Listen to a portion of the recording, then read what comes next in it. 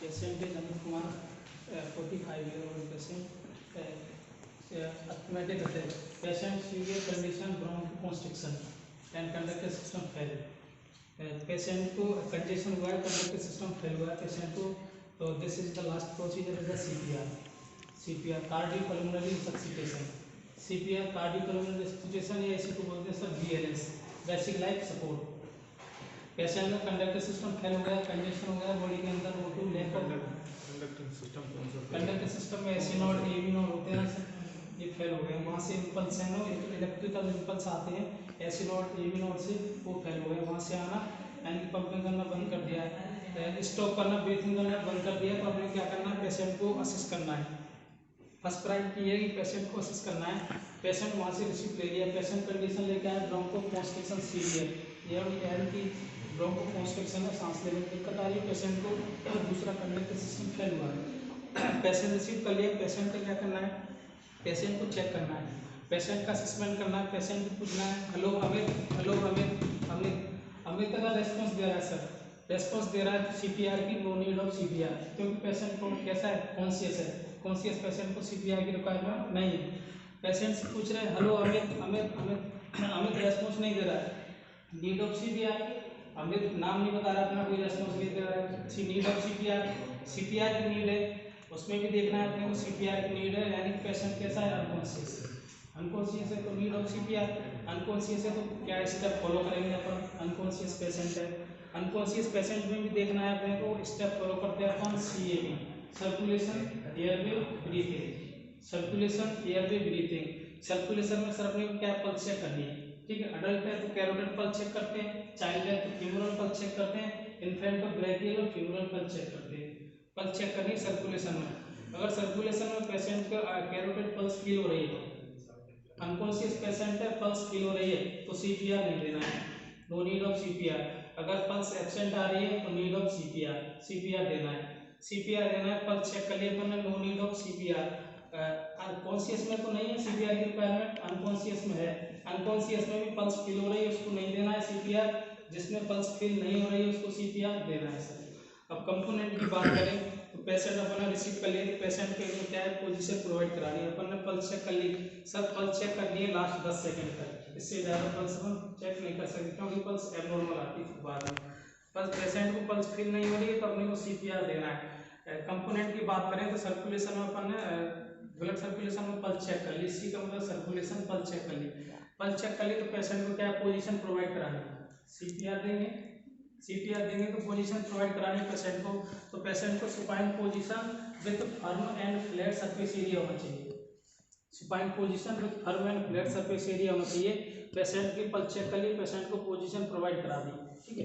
अपने को क्या करना है कि पेशेंट का असेसमेंट कर लिया, पल्स चेक कर ली, पोजीशन प्रोवाइड करा दी, पोजीशन प्रोवाइड कराने के बाद अपने क्या करना है, पेशेंट को प्लेसमेंट कंप्रेशन मेथड देखना है, कंप्रेशन मेथड यानी कि कितना कंप्रेस करना है, कितना वेंटिलेशन देना है, क्योंकि पेशेंट को क्या हुआ, कंजेशन हुआ है, लैक ऑफ ऑक्सीजन हुई है, कंडक्टिव सिस्टम फेल हुआ है, तो अपने को क्या है, कंप्रेशन मेथड देखना है। तो अडल्ट है तो 2 हैंड से अपने को क्या करना है, कंप्रेस करना है 2 हैंड से, तो अगर चाइल्ड है तो 1 हैंड यूज में ले सकते हैं, 2 भी ले सकते हैं। अपन अडल्ट की बात करें 45 ईयर ओल्ड है तो 2 हैंड कंप्रेशन मेथड की बात करें, पेशेंट को पोजीशन प्रोवाइड करा दी, स्पाइन पोजीशन कंप्रेशन मेथड देख लिया।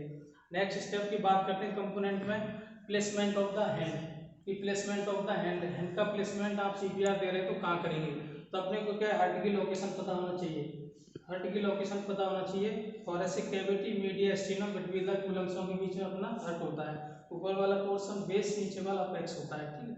तो अपने को प्लेसमेंट ऑफ द हैंड करना है, तो centre of the chest, adult की बात करें सर तो सेंटर ऑफ द चेस्ट है ना, lower third sternum, centre of the chest है, यहाँ पर अपने को क्या प्लेसमेंट ऑफ द हैंड करना है, प्लेसमेंट करना है हैंड का। अगर चाइल्ड की बात करें यहीं पर ही तो between the nipple line, between the nipple line, adult है तो सेंटर ऑफ द चेस्ट, अगर चिल्ड्रन है तो between the nipple line, infant की बात करें तो just below the nipple line, infant की बात करें तो just below the nipple line. अगर न्यूनेट की भी बात करें तो लोअर थर्ड स्टर्नम, अगर न्यूनेट की बात करें सर तो लोअर थर्ड स्टर्नम, अडल्ट है तो centre of the chest, child है तो between the nipple line, infant है तो just below the nipple line, और न्यूनेट है, न्यूबॉर्न बेबी है, न्यूनेट है न्यूबॉर्न बेबी है तो लोअर थर्ड स्टर्नम, ठीक है। प्लेसमेंट कर लिया अपन ने हैंड का। अब अपन बात करते हैं सर कंप्रेशन मेथड की। कंप्रेशन मेथड की बात करते हैं। कंप्रेशन मेथड की बात करते हैं तो कितना कंप्रेस करना है, कितना वेंटिलेशन देना है, कितना कंप्रेस करना है, कितना वेंटिलेशन देना है। कंप्रेशन करना है, पर कंप्रेशन कर रहे हैं तो रेस्क्यू देखते हैं सर। जो रेस्क्यूअर होता है सीपीआर देने वाला, एक रेस्क्यूअर बोल रहे हैं अपन सीपीआर देने वाले को। रेस्क्यूअर जैसे कि मैं हूँ अकेला सीपीआर देने वाला, या दो हैं सीपीआर देने वाले, कितने सीपीआर देने वाले, एक से देखें एक। कंप्रेशन मेथड की बात करें तो कंप्रेस करना है, कंप्रेस डेप्थ कितनी होनी चाहिए, 2 इंच। 2 इंच तक अपने को क्या करना है, पेशेंट को कंप्रेस करना है। अडल्ट है तो 2 इंच करना है, 2 इंच तक कंप्रेस करना है। चाइल्ड है तो 2 इंच करना है, यानी 5 सेंटीमीटर तक क्या करना है, कंप्रेस करना है। अगर इन्फेंट है तो 1.5 इंच तक कंप्रेस करना है।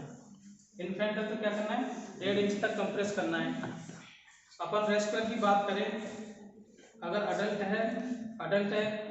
में रेस्क्यूअर के इसकी बात करें, कंप्रेशन वेंटिलेशन की बात करें, अडल्ट है चाइल्ड है, रेशियो की बात करें तो 30:2।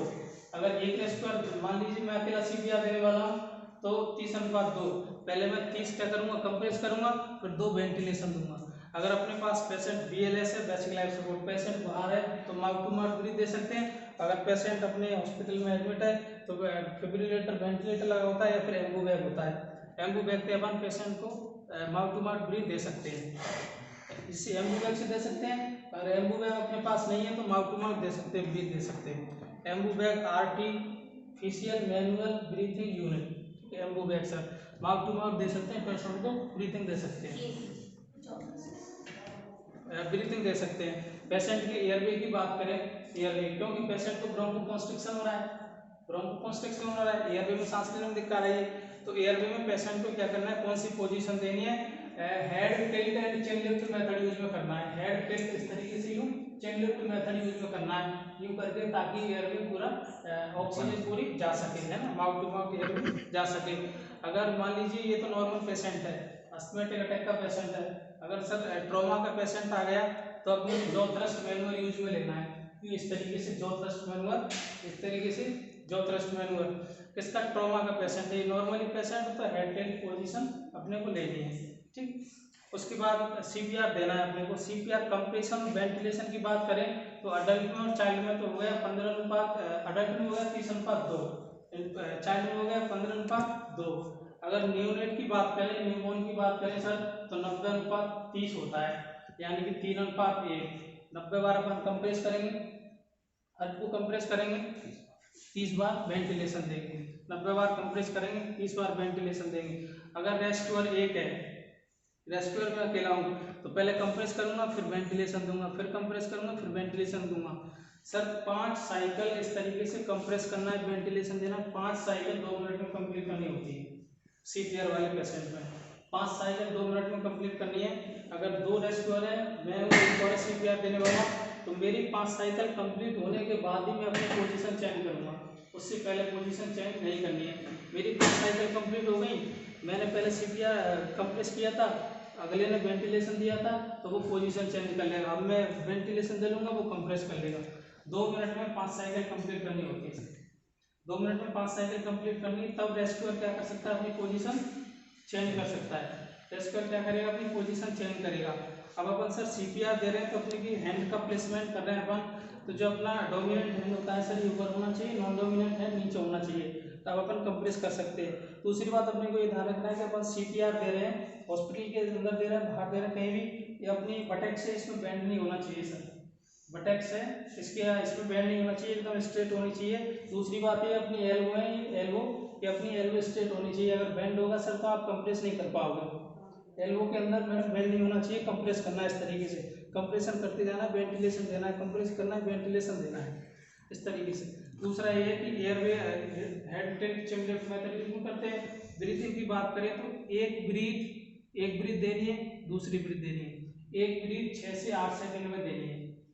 एक ब्रीथ जैसे कंप्रेस कर दिया, एक ब्रीथ दे दी, 6 से 8 सेकंड में एक ब्रीथ देनी है। दूसरी ब्रीथ देंगे तो 6 से 8 सेकंड का गैप होना चाहिए दोनों ब्रीथों के बीच में। जैसे सर एक ब्रीथ दे दी, 6 से 8 सेकंड में देनी है, एक ब्रीथ 6 से 8 सेकंड, फिर दूसरी ब्रीथ दूंगा तो दूसरी ब्रीथ में 6 से 8 सेकंड का गैप होना चाहिए दोनों ब्रीथों के बीच में। 6 से 8 सेकंड का गैप होना चाहिए बीच के बीच में। दूसरा ये पेशेंट को ऊपर कंप्रेस कर रहे हैं, उसके बाद कॉम्प्लिकेशन का ध्यान रखना चाहिए अपने को। कॉम्प्लिकेशन का कंप्रेशन मेथड की डेप्थ की बात कर रहे थे अपन, 2 इंच कंप्रेस कर रहे थे सर, 2 इंच। कॉम्प्लिकेशन का ये ध्यान रखना चाहिए कि पेशेंट को रिब्स ना टूट जाए। रिब्स होती है सर 12 की रिब्स होती है, 12 हो गई, रिब्स टूट ना जाए। रिब्स टूट गई, अगर फ्रैक्चर हो गई, स्टर्नम फ्रैक्चर हो गया तो लंग्स में लीवर में इंजरी होने के चांस हो सकते हैं। अगर लंग्स में लीवर में इंजरी हुई तो पेशेंट ऐसे ही चला जाएगा। ये है सर ऑटोमेटिक एक्सटर्नल डिफिब्रिलेटर।